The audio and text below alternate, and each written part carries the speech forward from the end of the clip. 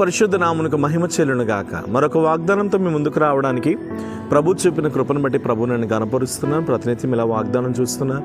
దేవుడు నిజంగా గొప్పవాడు, బలమైన కార్యాలు చేయటకు సమర్థుడైన దేవుడై ఉన్నాడు. ఈవేళ ప్రభు మనకి ఇస్తున్న వాగ్దానం కీర్తనల గ్రంథం 54వ కీర్తన 7వ వాక్యాన్ని ప్రభు మనకు వాగ్దానం ఇస్తున్నారు. ఆపదలన్నిటిలో నుండి ఆయన నన్ను విడిపించి ఉన్నాడు. నా శత్రువుల గతిని చూచి నా కన్ను సంతోషించుచున్నది. దేవునికి స్తోత్రం. నిజమే, మన దేవుడు చాలా ఆపదల్లో నుండి మనల్ని విడిపిస్తున్న దేవుడై ఉన్నాడు. చాలామంది వారి జీవితంలో ఏం చేస్తూ ఉంటారంటే, ఆపదలు రాగానే, కష్టములు రాగానే, బాధలు రాగానే దేవుడిని ఏం చేస్తూ ఉంటారంటే విడిచిపెట్టేస్తూ ఉంటారు. అంటే ఎప్పుడు సుఖం ఉండాలని, ఎప్పుడు సంతోషం ఉండాలని, ఎప్పుడు నెమ్మది ఉండాలని కోరుకుంటారు. కానీ మానవ జీవితం అనేది సుఖము సంతోషం అనేది ఎప్పుడు ఉండదండి.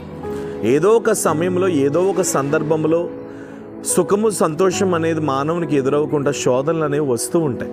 ఎందుకంటే భూమి మీద మనుష్యుడు కోరికల వాది కాబట్టి ఏదో ఒక శోధన ఎదురవుతూనే ఉంటుంది. కానీ ఇక్కడ ఏమంటున్నాడంటే, ఆపదలన్నిటిలో నుండి ఆయన నన్ను విడిపించుచున్నాడు. చాలామంది ఏం చేస్తారంటే, కష్టం రాగానే ప్రార్థన మానేస్తారు, శోధన రాగానే ప్రార్థన విడిచిపెడతారు. దేవుడు ఎక్కడున్నాడండి?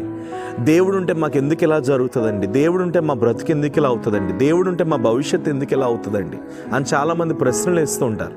కానీ ఒక విషయం మీకు తెలుసా, ఎక్కువగా మనం ఆపదలో ఉన్నప్పుడే మనం దేవునికి మొర్రపెట్టాలి. బైబిల్ క్లియర్గా ఏమని సెలవిస్తుందంటే, నాకు మొర్రపెట్టుము నేను నీకు ఉత్తరం ఇచ్చేదని అంటున్నాడు. మరొక చోట దేవుడు ఏమని రాయిస్తున్నాడు అంటే, ఎవరైతే నాకు మొర్ర పెడతారో వారికి నేను సమీపంగా ఉన్న దేవుడు అని అంటున్నాడు. మరొక చోట ఏమని వ్రాయబడుతుందంటే, అడుగుము జనమును నీకు స్వాస్యంగా భూమిని దిగంతముల వరకు సొత్తుగా ఇస్తానంటాడు. అప్పుడు దేవుడిని ఎప్పుడు కూడా మనం మన శ్రమకాలంలో, మన కష్టంలో, మన శోధనలో దేవుడిని ఏం చేస్తూ ఉండాలంటే, మనం అడుగుతూ ఉండాలి. మనం అడగాలి, ప్రభువా నాకు ఈ అవసరం ఉంది, నాకు ఆ అవసరం ఉంది, నేను ఈ కష్టంలో ఉన్నాను, నేను ఈ బాధలో ఉన్నాను, నేను ఈ శోధనలో ఉన్నాను, నేను ఈ కన్నీటిలో ఉన్నాను అని ప్రభువును మనం అడిగినప్పుడు ఖచ్చితంగా మన ఆపదలన్నిటిలో నుండి ప్రభు విడిపించుటకు సమర్థుడైన దేవుడై ఉన్నాడు. అలాగనే అక్కడ రాయబడి ఉంది, నా శత్రువుల గతిని చూచి నా కన్ను సంతోషించున్న. ఒక విషయం మీకు తెలుసా, నీ ఆపదను చూసి నేను చాలామంది నవ్వుతూ ఉంటారు. నీ ఆపదను చూసి నేను చాలామంది హేళన చేస్తారు. నీ ఆపదను చూసి నేను చాలామంది చిన్నచూపు చూస్తాను.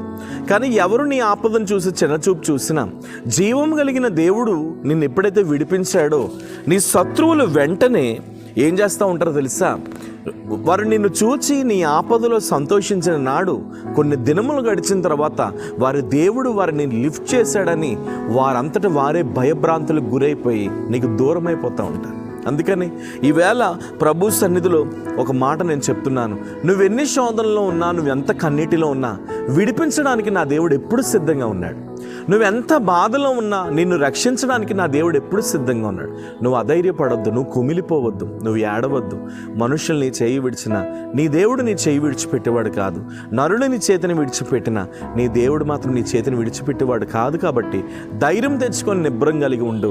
ఖచ్చితంగా ప్రభు సెలవిస్తున్నారు, నీ ఆపదలన్నిటిలో నుండి ప్రభు విడిపించుటకు సిద్ధంగా ఉన్నారు.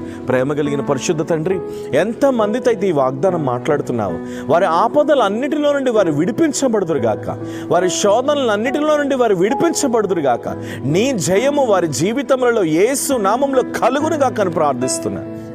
ఇది మొదలు వారి శోధనలన్నిటి నుండి విడిపించండి, నీ కొరకు నిలబెట్టండి. వారి కష్టకాలంలో వీరు వారికి తోడై ఉండండి. అప్పుల్లో, సమస్యల్లో, గర్భఫలం లేక, భూఫలము లేక, లేదా కుటుంబంలో ఆర్థికపరమైన ఇబ్బందులు నశించిపోతున్న వారి జీవితాలలో నీ కృప ఇప్పుడే బలముగా దిగివచ్చునుగా కానీ ప్రార్థిస్తున్నా. తగిన మహిమతో మీరు నింపి అనేకులకు ఆశీర్వాదకరంగా మార్చమని యేసు నామం నీ ప్రార్థన అడుగుచున్నాను తండ్రి. ఆమేన్. Praise the Lord. God bless you. వాగ్దానం అనేకులు షేర్ చేయండి. ఖచ్చితంగా మీ కొరకు మేము ప్రార్థన చేస్తాం. ప్రైజ్.